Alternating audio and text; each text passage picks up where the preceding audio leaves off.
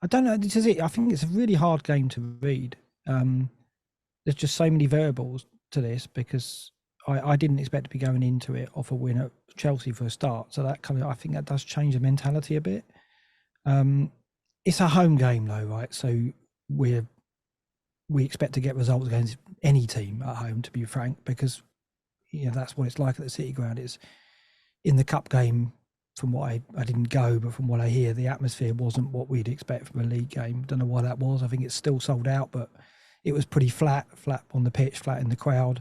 It won't be like that. It won't be like that in the league game. The atmosphere will be there as always, and that has an impact on our players. I just don't know what the team will be, and I don't know what Cooper will set.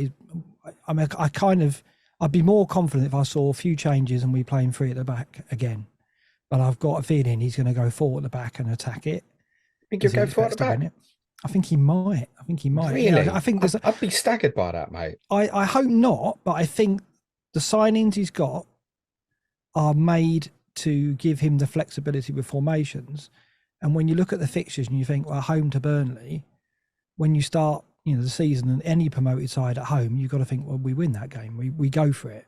So I wonder whether it's come at the wrong time for us in that he's under pressure, I think, the crowd will definitely be thinking, well, we're going to play 3 or 4 new signings, we're going to play a different brand of football, and we're going to win 2 or 3-0. That's what some of the fans will think. The crowd not look at what just happened at Chelsea and even the performances at Old Trafford and at the Emirates and see that some of what's happening here is working, plus all those important results towards the back end of last season, right?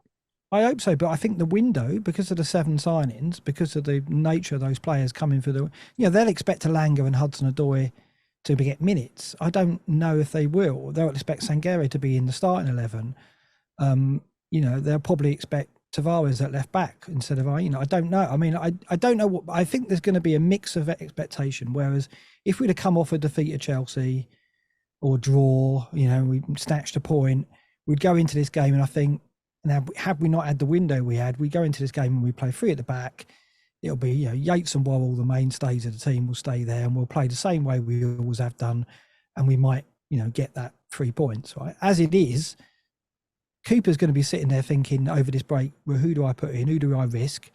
He's going to be thinking, do I go for more attacking formation? Because there's some expectation now from the owner to change the way we play, and there'll be expectation from the crowd to change to a more attacking, attractive brand of football. There is a section of the Forest fans who are being really negative about Cooper before Saturday's game, who wanted change, a minority, but there was people who were looking at it going, we're far too negative. We should be bolder. We should be more courageous. And I can see some reason for that because we are quite timid, but there's a reason. It's careful, it's pragmatic, and it was effective at Chelsea. So I hope he doesn't change, and I hope he eases the new signings in.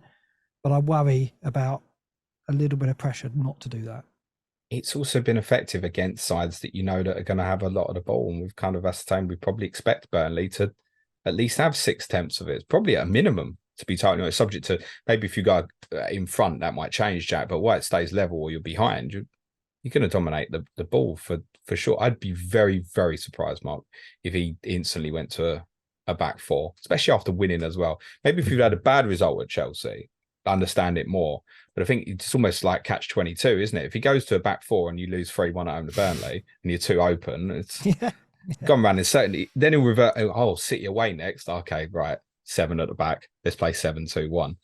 So I'd be surprised personally. Will Matt Turner be in goal? Yeah, I think so. I think that long-term Lacademos is likely to be the number 1. I'm glad you said that, not me. I've been practicing. But I think that I think Cooper will wait. He won't put him straight in. Again, this is what I mean. That's one of the decisions, right?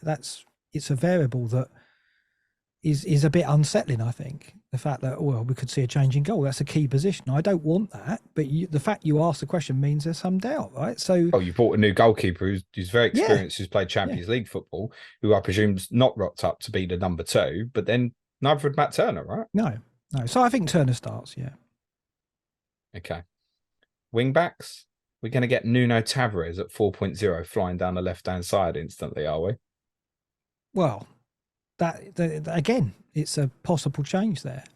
He is more attacking than Aina, isn't he? He certainly is better going forward. I think his strength is going forward. And, that's another decision he's got to make. Cooper's going to look at it and go, it's a home game against Burnley. I bought Tavares for his attacking potential and his athleticism and pace. Surely I feel some pressure to put him in that game. He made his debut at Chelsea. I think there's a chance he might start. That one would make more logic, though. Yeah, he's got a sub appearance in. Okay, yeah, home game, more offensive wing back. Yes, yeah, that would make possible sense. Yeah, and in an FBL, if he's a regular starter as a wing back, he's going to be worth having. I think at 4 million. I had him in UCL fantasy at 4.0 last year, and he did chip in. He'd be another one to add to the 4.0s. Do we, Jack, while we're on 4.0 defenders, do we need to scrub Jordan Bayer from our thinking at the moment? Or should he still be on radar? What would you say to someone who owns him at the moment? Well, I own him. Okay, what would you say to yourself? It depends what other fires you've got. I mean, it's not... I mean, realistically, if you bought him, were you really expecting to get points off a City and a blank, and then a tough Villa and you probably weren't hoping for any. At most, you were thinking Burnley would pick up maybe a couple of draws, but were you expecting them to be 0-0 draws? Probably not. Realistically, I think with him getting back from injury so quick as it probably wasn't reported, I think if you've got him now for the Forest game, if now was a time to play him, it would be. It's the biggest case you can make since the start of the season, and probably the biggest case you can make for a good number of weeks. So I wouldn't be in a rush, obviously, to go there if you didn't have 100%. There's far many better options out there. No, but I don't think people would be buying at the moment because of what's to come. Do you think you'll start him, or is he going to sit on the bench? Depends what other transfers I make. I've got 2 to make, so I'll juggle it around. But yeah, I mean, if depending on the side, I wouldn't be opposed to starting him, but. Again, we've been so shaky in defence. I don't really see a clean sheet coming, so I also don't think Bay is the best for an attacking return either. So probably not. No.